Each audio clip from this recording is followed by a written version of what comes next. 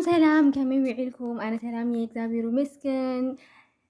لو ما عندي ما بحداش فيديو من يعني أخو مالتي بمرعى مالتي نايلك ما عندي ما بمرعى مالتي كم دابز مثلي تري وجد لهم إن دقريمون ياو كواتهم قوري حدا مالتي إن دقريمون ياو لو ما عملت درجة لي تمرعوا يلي مالتي ومنالات كلتا قالت رخكم بح እንዳለ ብሙሉኦም ተመውሉ ሰርሑ ብሙሉኦም እዮም ተመሪዖም ማለት እዩ ብፍላይ ድማ ኣብዚ ውሽጢ ኢሎም ዓመት ወይ ወሊዶም ኣለዉ ወይ ድማ ተመሪዖም ኣለውና እዚ ድማ ሓደ ተሪፉ ነይሩ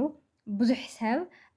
ባይዘወይ ሃምል ወለደ ሓደር ሃምል ኣለዎ ኢሉ ይፈልጥ ነይሩ እጅ ድማኒ ኣብ ሕስካ ማንዳውን ድማኒ መሓዙቱ ባዕሉ ቤተሰቡ ምናምን እንትን ይብልዎ ኣለዉ ታእዩ ሃማ እዩ ንልብል ያው ወሊዶም ነይሮም ተበርዖም ነይሮም ማለት ተመርዒዮም ዘይኮነሲ ብፍቕሪ ወሊዶም ነይሮም ካብኡ ድማ ድሕሪ ውላድ ኣይተስማዕምዑ ስማዕምዑ ድማኒ ያው ኩሉ ነገር ተቋሪፁ ማለት እዩ ነንበይንቶም ነይሮም ውላድ ከም ዘሎ ኮይኖም ማእኸሎም ማለት እዩ ሕጂ ድማ ንዓይ ትኸውን ሃማይ ኣመሰለት መናበርተይ ትኸውን ክሕዝን እኒ ኢሉ ማለት እዩ እንታ ዝነበረት ድማ ያው በቲ ውላድ ጥራሕ ተራኺቦም እኒኦም እምበር ኣይተመርዐውን እዮም ብዙሕ ዝኸድዎ ርሕቀት የለን እዩ ብኡ መሰረት ድማኒ ሕጂ ሓድሽ መርዓ ገይሩ ማለት እዩ ብዙሓት ሰባት ዝፈትዎ ለንዕዎ ዋላ ኣብ ኣይደል ክኸውን ይኽእል ጀሚሮም ነይሮም እዮም ኣብቲ ድራማ ድማ ገሪዑን ያው ካብቲ ቅድሚ ኩናት ጀሚሩ ክሳብ ሕዚ ይቕፅል ኣሎ ብዙሕ ፎቶውቲ ከም ዘለዎም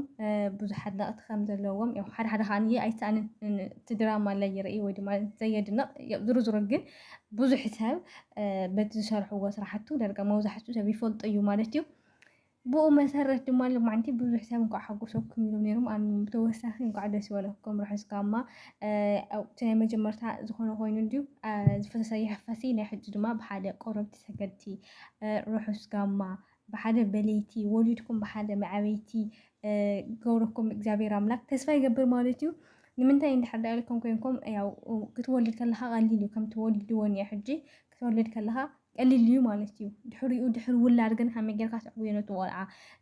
ፍቕሪ ኣቦ ፍቕሪ ኣዶ ብሓንሳዕ ኮንካ ክትነብር ከለኻ ደቂ ኣቦ ደቂ ኖ ብሓንሳዕ ኮይኖም ክዓብዩ ከለዉ ኣብ ሓደ ገዛ ፍቕሪ ኣጣጢሞም ክዓብዩ ከለዉ ፍቕሪ ወለዲ ብሓንሳዕ ኣጣጢሞም ክዓብዩ ከለዉ ዘለዎ ፀጋ ቀሊል ዝበሃል ነገር ኣይኮነን ማለት ንዓኹም እስቲ ዝውርህራኩም ነገር ኣይኮነን ጋይስ ግን ያው زي مسمع ክመጽእ ከሎ ብሓንሳዕ ናይ ዘይምዃን ክመጽእ ከሎ ግን ያው እቲ ምፍልላይ ክመጽእ ከሎ ብኡልክ ዓደ እቲ ፍቕሪ ይድፈላለ ማለት እዩ እና ናይቲ ወላዲ ፍቕሪ ናይቲ ኣዶ ፍቕሪ ይኹን ንሳም ፃሕንጎ ያው ሂወት ክትጅምር እያ ከምኡ ኢላ ትነግረሉ ኣብነት የብላን እያ እሱም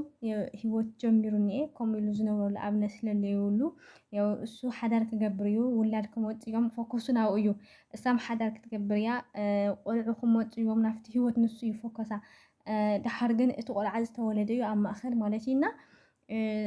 ከምዚ ዘለዎ ስምዒት ወይ ድማ ብከምዚ ዝዓበየ ሰብ ምን ያህል ስምዒት ኣለዎ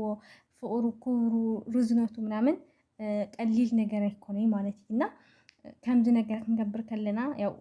ኣኽር ናይ መጨረሻ እንድሕር በፂሑ ኮይኑ ሕማቕ ነገራት ካብ ምውሳን ናብ ሕማቕ ነገራት ካብ ምኻድ ብከምዚ ተተቋጭኻዮ ፅቡቅ እዩ ይኹን ዳ እምበር ቢያንስ ግን ንኸምዝታት ነገራት ምናልባት ኣብቲ ውሽጢ ገዛና እንድሕር ልየሊ ኮይኑ ኣብ ጎረቤትና ክህሉ ይኽእል እዩ ኣብቲ ከባቢና ክህሉ ይኽእል እዩ እቶም ቆልዑ እቶም ውላድ ከመይ ገይሮም ከም ዝዓብዩ ንፈልጥ ኢና ንርኢ ኢና ማለት እዩ ኣይኮነን ግን ኣብ ሶሻል ሚድያ ከምቲ ንሪኦ ኣብ ፊልሚ ኣብ ድራማ ንሪኦ ነገራት እቲ ውላድ ከመይ ኢሉ ከም ዝዓቢ እቶም ቆልዑ ብከምዚ ዝኾኑ ኣቦን ኣዶን እቶም ቆልዑ ኣብ ማእኸል እንታይ ዓይነት ፅልዋ ኣለዎም እንታይ ዓይነት ተፅዕኖ ኣለዎ ግን ያው ማንም ሰብ ይፈልጥ እዩ ማለት እዩና ብዝተኸኣለና መጠን ነቶም ዝወለድናዮም ውላዳት በዓልና እስካብ ዘምፀናዮም ፍቕሪ ክብሪ ሓልዮት ብዙሕ ነገር ሴፍ ጌርና ክነብሎም ንኽእል ኢና ምና ብዝተኸኣለና መጠን ከምዚ ዓይነት ነገራት ዘይንገብር ፅቡቕ ክብል ይደሊ ማለት እዩ ንምንታይ ልማዓንቲ ናይ መጀመርታኻ ትውላድካ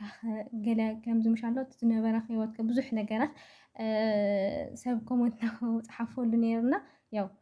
ብሓንሳዕ እንድሕር ዘየለዉ ኮይኖም ብሓንሳዕ ክኾኑ እንድሕር ዘይኽእሉ ኮይኖም ኣብ ሓደ ሂወት እንድሕር ዘየለዉ ደኣ ኮይኖም ያው ቦይኑ ክነብርሳ ይኽእልን እዩ ማለት እዩ ሓደ ግዜ ስለዝወለደ ኦልሬዲ ክላስ ቤን ከነበረ ይበሃልን ሓደ ሰብ እሳም ምስኡ እንዴ ነበርኪ ስለምንታይ ንሱ ከምናምን ዝበሃል ጥያቄ ክመጣ ይኽእል እዩ ኦፍኮርስ ግን እንድሕር ዘይስማዕሚዖም ብሓደ ክኾኑ ተዘይክኢሎም ግን ያው እሳም ሂወታ መቕፀል ኣይተርፋን እዩ ፃሕንጎም ሼር ማል ኣይተርፋን እዩ ማለት እዩና ስለዚ